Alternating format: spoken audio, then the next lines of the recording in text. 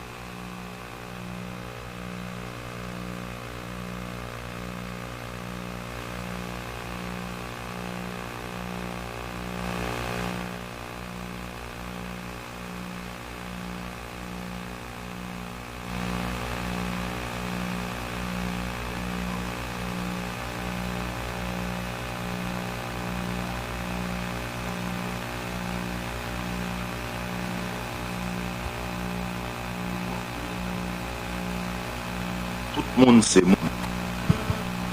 La terre puisse devenir fertile pour que tous ces enfants puissent vivre avec dignité. Je vous rappelais ce jour-là, et je vous le redis encore aujourd'hui, que nous sommes condamnés à vivre ensemble dans l'unité, la paix, la tolérance et le respect des uns et des autres. Nous devons terminer le travail commencé par les pères fondateurs et respecter l'engagement qu'ils ont pris en déclarant à la face d'un monde hostile qu'Haïti serait une grande nation libre et indépendante. La victoire de l'indépendance, c'était une victoire de solidarité. Solidarité sur l'égoïsme. Une victoire du rassemblement. Rassemblement sur vision. Une victoire de l'union. L'union sur les luttes intestines. Une victoire du rêve collectif sur les intérêts personnels. Et une victoire de l'harmonie sur les chemins dispersés. Aujourd'hui, nous devons nous servir de cet exemple pour comprendre que ce sont ces valeurs et ces valeurs qui peuvent nous mener sur le chemin de la victoire devant tous les défis que nous avons à surmonter pour remettre Haïti, notre Haïti, debout. Nous sommes en mesure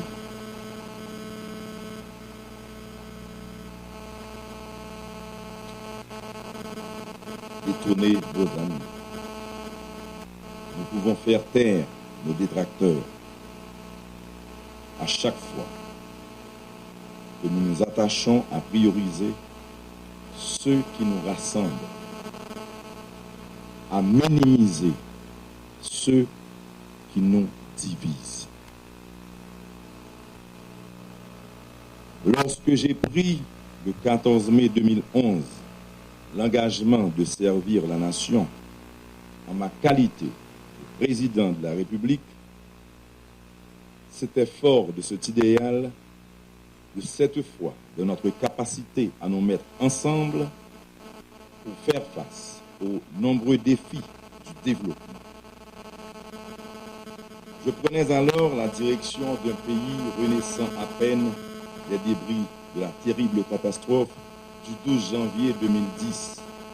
Mais j'avais la conviction que nous saurions nous servir de cette opportunité pour non seulement reconstruire l'espace physique, mais surtout refonder la nation, réorganiser l'État et créer l'environnement propice à la mise en route d'une véritable dynamique de croissance et de prospérité au bénéfice de tous les citoyens, quelles que soient leurs croyances religieuses, leur appartenance sociale, politique et leur niveau de vie. Aujourd'hui, 44 mois après mon installation au timon des affaires de ce pays, force est de reconnaître que nous sommes encore loin du but. Nous devons avouer humblement nos faiblesses et nos erreurs collectives, découlant des vieux démons de la méfiance, de la division et de l'intolérance, traversant encore nos mentalités après plus de 200 ans de vie commune. Le dysfonctionnement subséquent de notre Parlement, faute d'avoir pu régler nos différends et remplir nos engagements constitutionnels respectifs, en sont des rappels douloureux.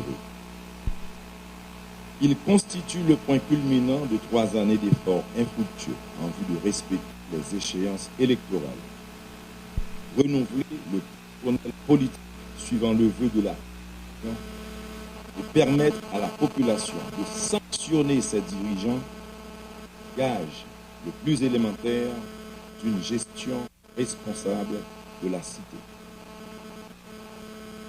Ce n'est pourtant pas un fait nouveau.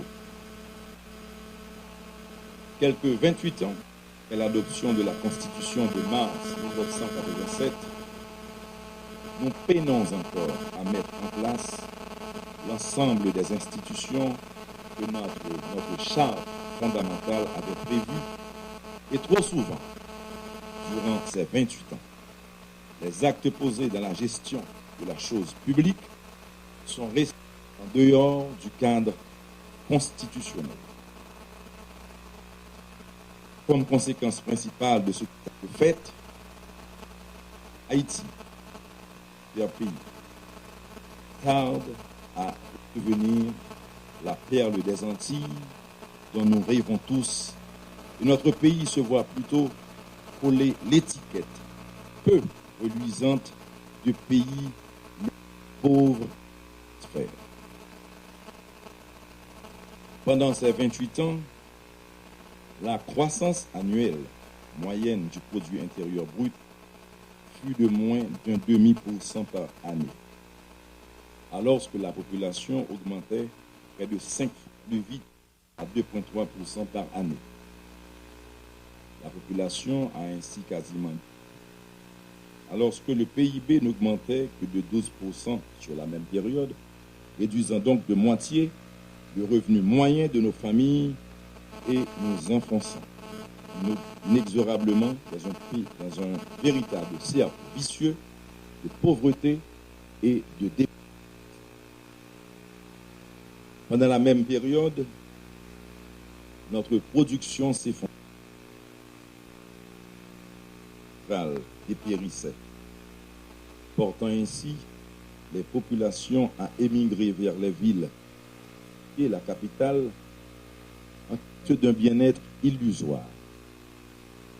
En effet, on assistait, suite à nos éternelles luttes intestines, à un effondrement parallèle des industries susceptibles de créer les emplois durables et rémunérateurs que recherchaient nos concitoyens de la campagne. La part de l'industrie manufacturière est ainsi passée de 14 à 8%. Et le nombre d'emplois créés par nos industries d'exportation a baissé de plus de moitié. Chers concitoyens, Il est temps de changer cette apparente fatalité. Il est surtout temps de réfléchir tout d'abord sur les causes profondes de notre mal.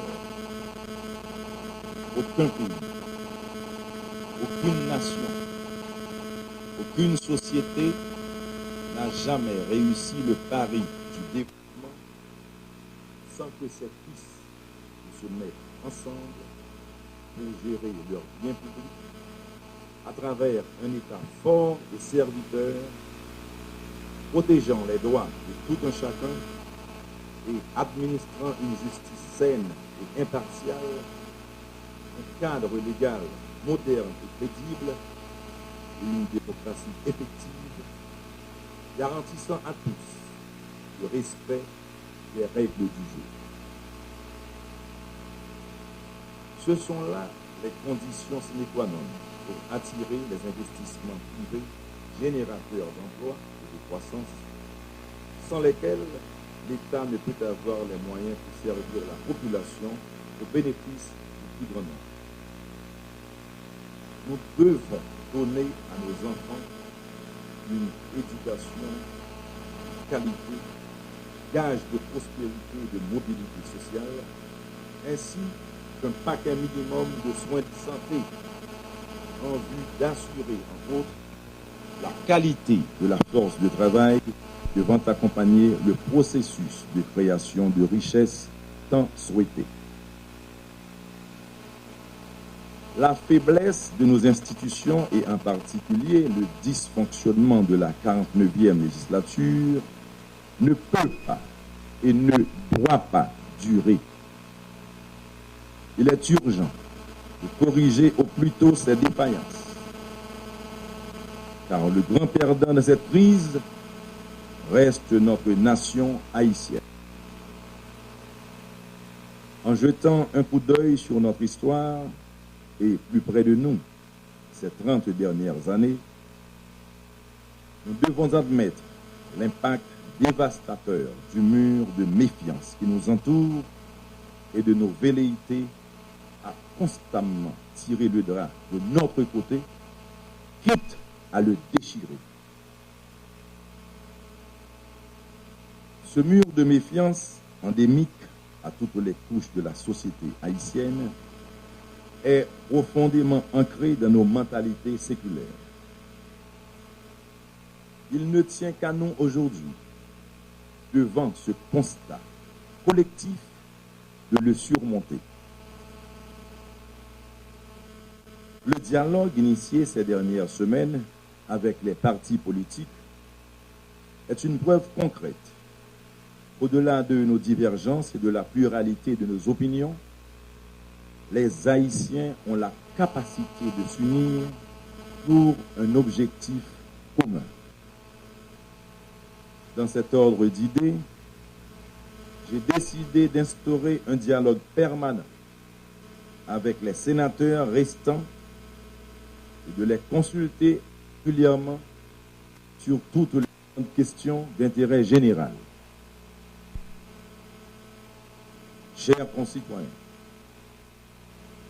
fort de ces constats qui interpellent tous, dont nous sommes tous responsables, j'assume également aujourd'hui, en tant que président de tous les Haïtiens, sans distinction, et le premier citoyen de la nation, la responsabilité de cette situation. J'ai ainsi accepté sans hésitation ni frustration le diagnostic posé par la commission consultative présidentielle ainsi que ses recommandations que j'ai faites miennes et dont je me sers comme boussole de nos actions immédiates.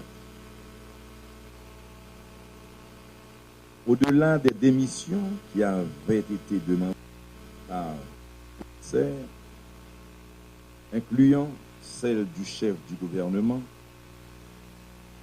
j'ai aussi accepté un vrai dialogue avec l'opposition constructive et représentative de les associer dorénavant à la gestion du gouvernement jusqu'à l'issue de mon mandat. J'ai ainsi choisi pour Premier ministre l'une des personnalités les plus visibles et représentatives de l'opposition. Je remercie M. Evans Paul d'avoir accepté la lourde charge de Premier ministre du gouvernement pendant la période électorale. Entre autres, dans les heures qui suivent, le PM Paul prendra officiellement fonction.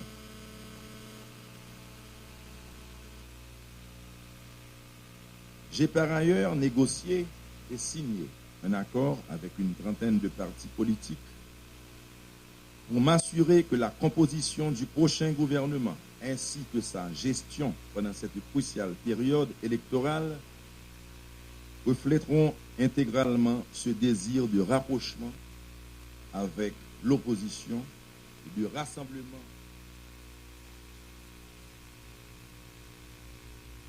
de l'objectif commun.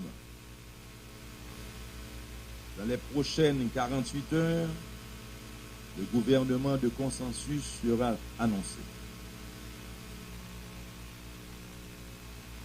Je reconnais le droit de tous ceux qui ont choisi la voie des manifestations pacifiques pour exprimer leurs revendications et leurs frustrations.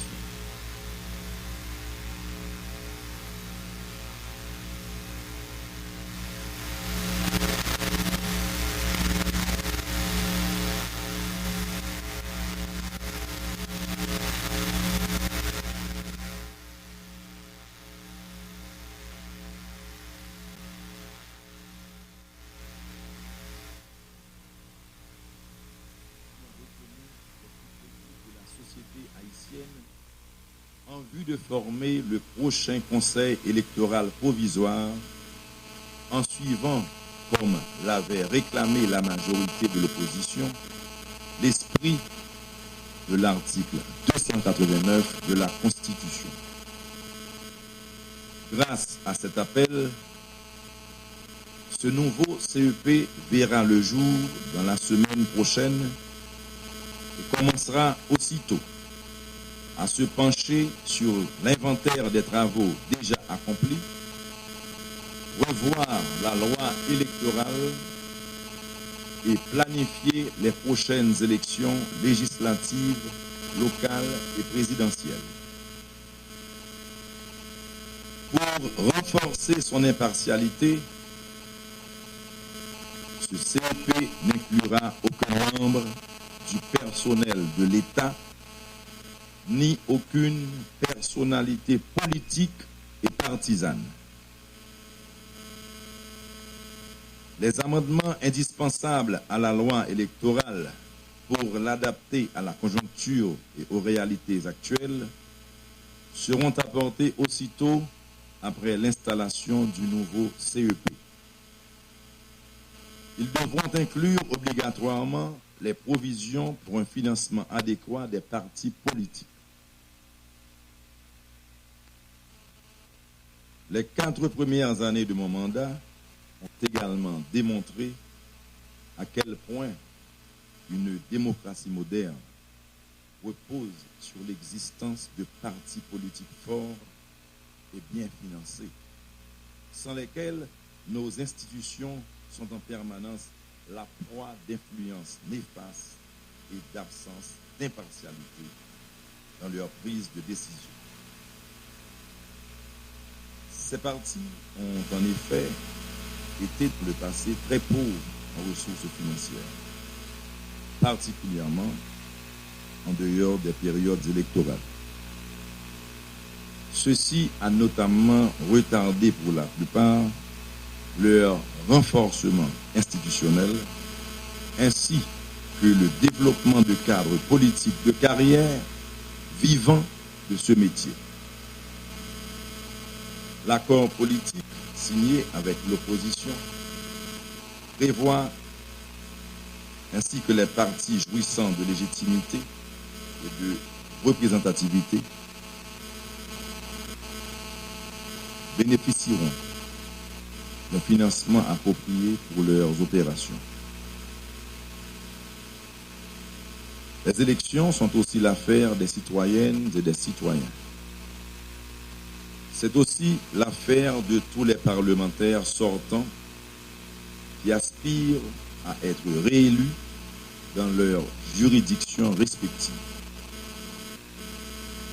Il a été constaté une diminution du taux de participation des citoyens depuis 1990, avec une légère remontée en 2010. Le taux de participation aux élections de 2010 a atteint 22%. Le défi à relever pour les prochaines élections est d'atteindre un taux de participation au-delà de 50%. Ceci ne pourra se réaliser que si la population a confiance, tant dans le système que dans la qualité des candidats. Fort souvent, les élections sont une source d'instabilité. Je réaffirme ici mon engagement à mettre tout en œuvre pour la réalisation d'élections honnêtes, crédibles et participatives. Les problèmes chroniques posés par les élections exigent la participation, la pondération et même la sagesse de tous les acteurs impliqués. La volonté doit être manifeste, présente, agissante, au niveau de tous les acteurs. Qu'il s'agisse des partis politiques, des candidats, des citoyens électeurs, de la société civile, des partenaires et du gouvernement. Chers concitoyens, pour faire face aux grands et multiples défis de l'année 2015,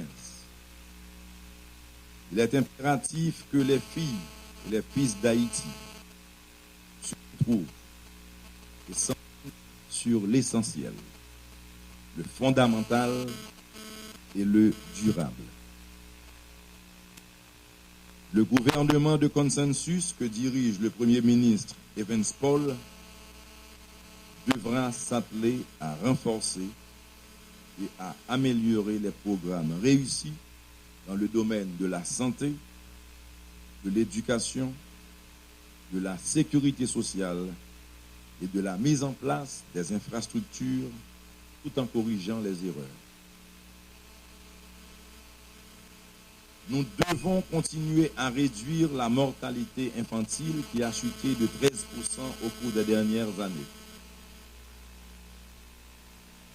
Le taux d'immunisation qui est passé de 58% à 65% devra atteindre plus de 80%.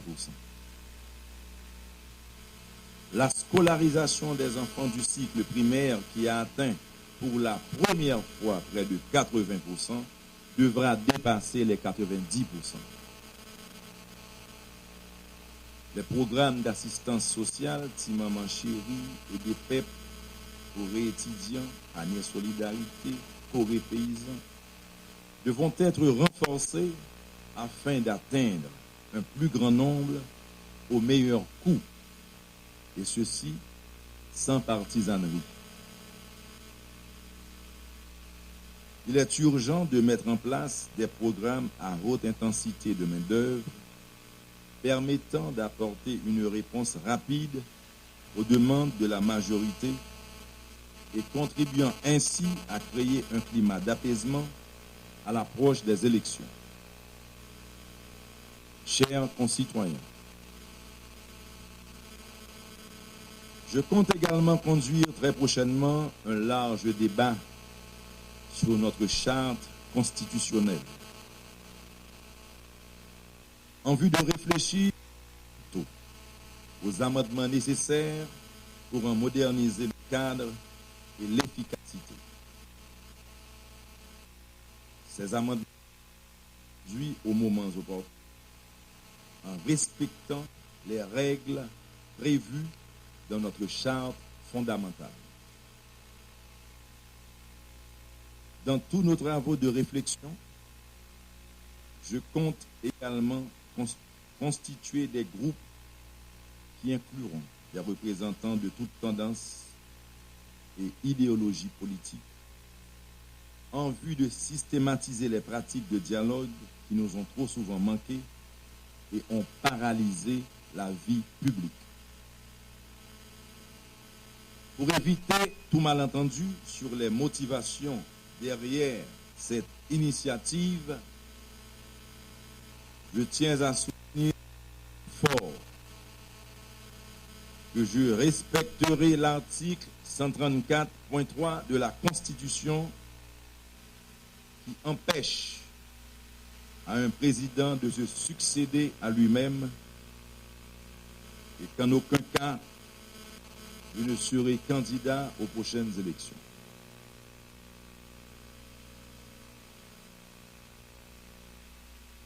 Chers concitoyens, le premier pas vers la sagesse est certainement l'humilité et la recherche du compromis.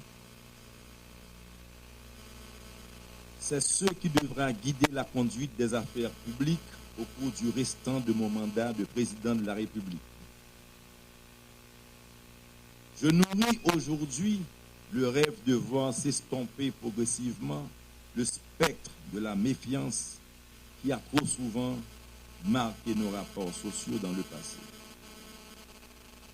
Je souhaite que la politique maintienne les lettres de noblesse ouvrées en septembre 15.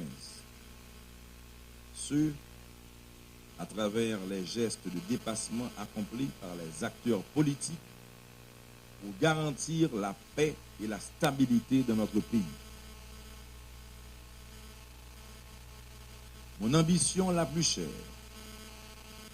est de voir émerger une véritable nation haïtienne, unie non seulement par la langue et la culture, mais surtout, aussi et surtout, par le désir de chérir le bien commun, de le gérer en bon père de famille, de construire un modèle social et conduire à la fin de nos divisions séculaires qui se sont interposées entre notre passé et notre futur. Merci.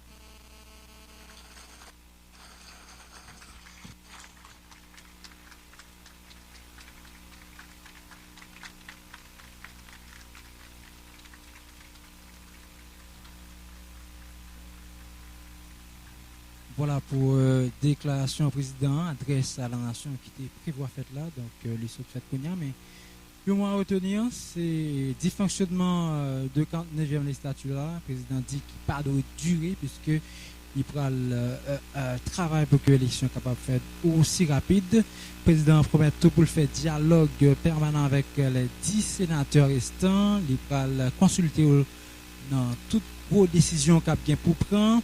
Et avec des sénateurs qui pourraient aider l'empile puisque le gain pour le consulter dans toute décision, grosse décision que la gain pour le prendre.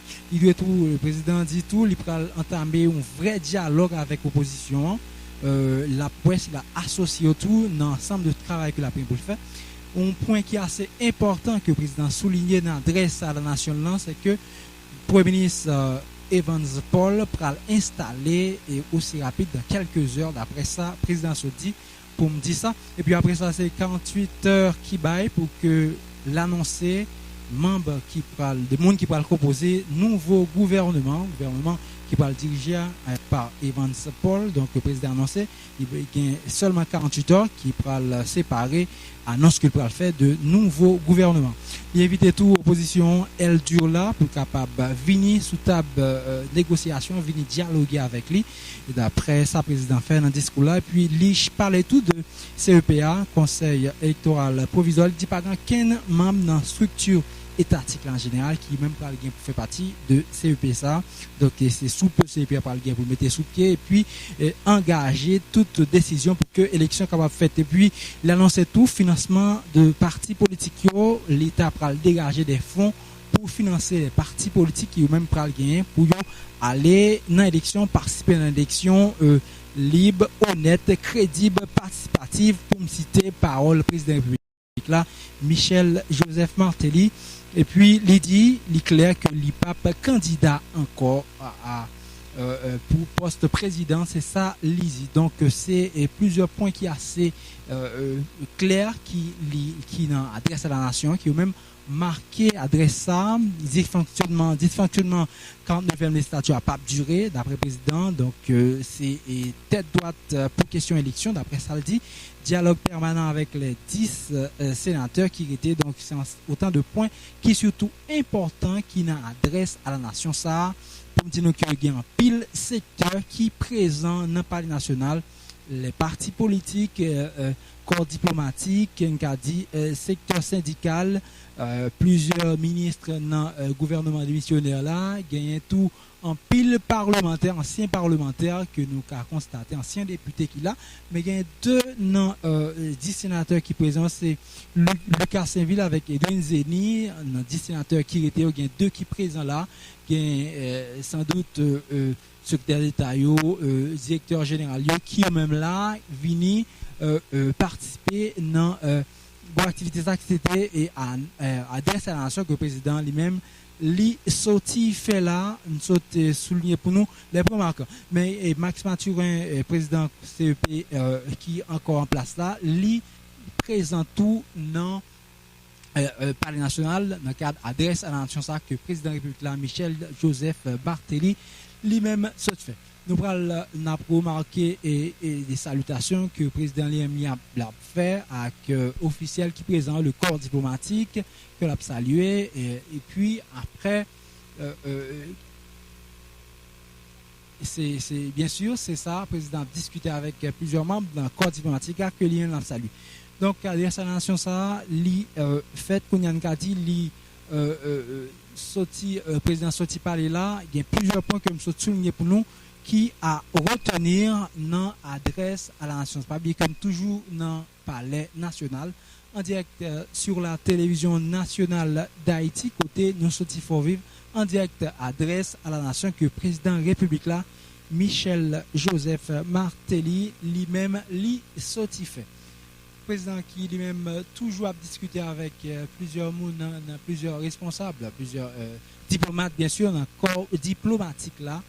Il y a tout plusieurs autres entités qui remarquées dans le palais national tout des partis de l'opposition pas de l'aile du là mais il y a plusieurs partis de l'opposition qui représentés par des responsables d'un parti il y a les 22 partis qui étaient eux-mêmes signés en accord avec le président Kazi que nous plusieurs membres là-dedans qui là si qui présent viennent participer nous qu'à parler de Jean-Henri Seyan qui là Fidel Bonchéri Chavan Jeune pour citer non ça seulement gagné plusieurs autres responsables de partis qui ont même présent dans adresse à la nation que le président li sorti fait là tout à l'heure que nous-mêmes nous sommes vivre il y a plusieurs monde dans le secteur syndical là par exemple Paul Louchéry qui l'a tout qui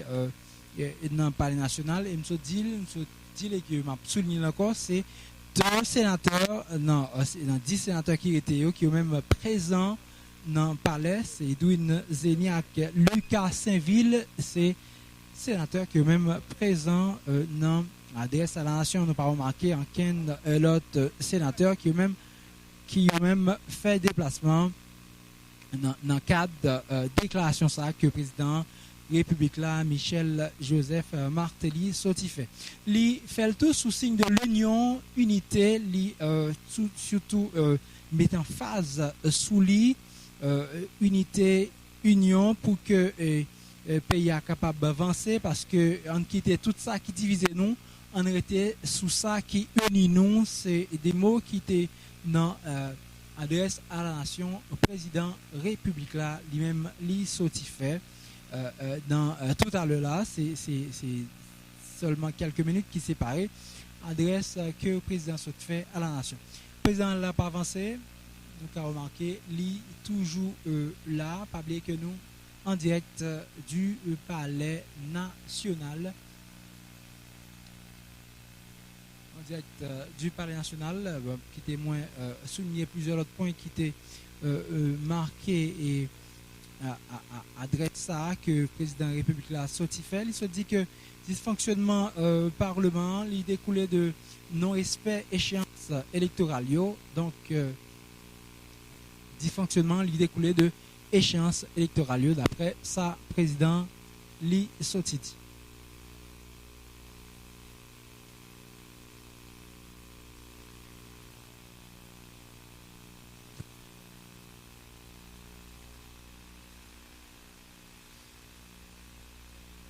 Et Kounia, c'est le Premier ministre Evans Paul, Premier ministre Nouméa, qui est lui-même présent, qui lui-même a sorti après le coupe présidentiel là, sorti, quitté et côté et adressé à cette là.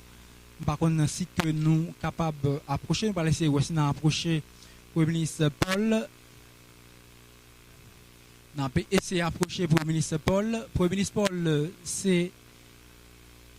N'a pas essayé. Le Premier ministre Paul, c'est Télévision Nationale d'Haïti. C'est Télévision Nationale d'Haïti, Premier ministre Paul. Adresse à la nation président, c'est Kounia de fait, mais dans quelques heures, on va l'installer. Bon, premier mot, c'est saluer déclaration président qui, en substance, fait un bilan de la situation et en même temps fixer, je dirais, élaborer la feuille de route du gouvernement. Alors, c'est ma façon de voir, d'interpréter cette fameuse déclaration du président de la République qui montrait encore à la hauteur de responsabilité de chef d'État, capable de transcender et qui est en train d'initier une heureuse pratique que j'appelle pratique de générosité politique indispensable au consensus du vivre ensemble.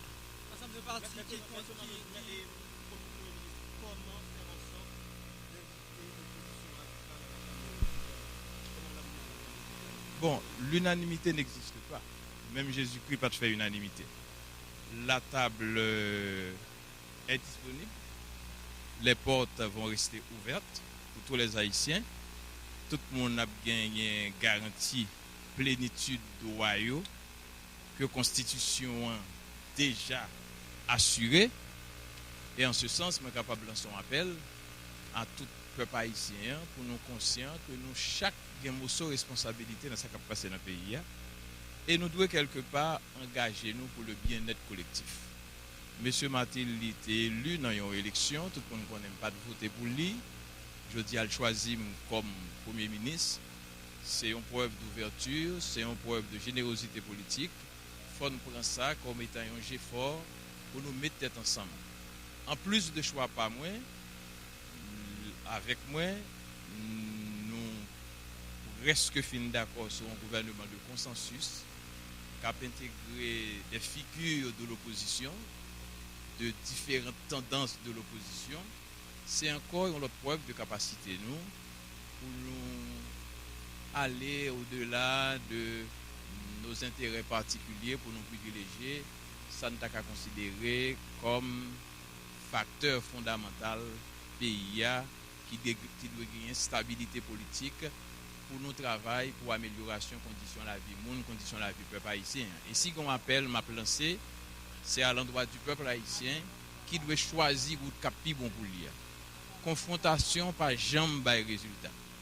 Chaos par la dedans, c'est concorde pour nous chercher, c'est dans dialogue pour nous rester, c'est là qu'a mené nous dans un carrefour qui va permettre nous ouais soleil la lever dans le sens intérêt nous tous. Est-ce que vous vous sentez l'homme de la situation? Est-ce que vous vous sentez l'homme de la situation, l'homme qu'il faut à la place qu'il faut et au moment qu'il faut? Je suis un serviteur, un humble serviteur, et ensemble avec d'autres, avec le président Martelly et les autres collègues du cabinet, nous allons travailler ensemble pour aider à améliorer la situation. Deux objectifs fondamentaux. Premièrement, c'est l'organisation des élections que nous avons démocratiques pour créer les conditions. Deuxièmement, la continuité de l'État, et en particulier, chita sur ça qui concerne la vie du peuple haïtien. Alors, en ce sens, nous gagnons deux bagages qui guident nous. C'est humilité nous, sérénité nous, et en plus, perspicacité qui doit permettre de nous viser haut pour le peuple haïtien et le pays d'Haïti. L'installation, c'est pour bientôt. Ça va se faire dans quelques instants, à la primature. En tant que militant avéré, comment vous vivez, M. Paul, le dysfonctionnement du Parlement? Bon, c'est malheureux. C'est très malheureux. C'est très malheureux qu'il y ait un dysfonctionnement au Parlement. C'est justement parce qu'il y a une crise là qui fait nous là. Et c'est justement engagement nous prenons pour nous travailler, pour le mode de crise ça, pas répéter encore, pour pas jamais un mode de vie ça encore. C'est ça qui fait me considérer tel point comme un premier ministre de salut public déterminé à servir la cause du peuple, la cause de la démocratie, la cause d'Haïti. Merci beaucoup.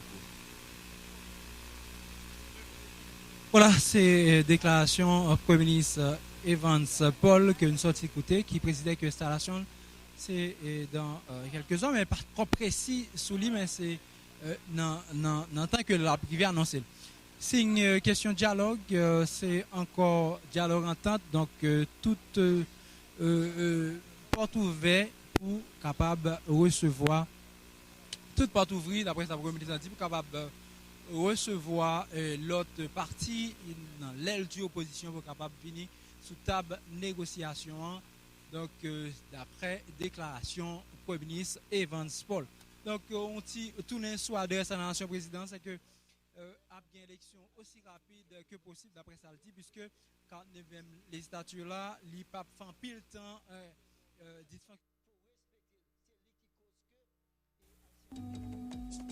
Téléguinée, Antenne 18, Digital Cab 69, la télé du village global. The TV of the Global Village. Téléguinée, c'est G avec oreilles tout haïtien en dans le pays d'Haïti. Quel que soit côté événement et dans le monde, Téléguinée a faut regarder le janvier.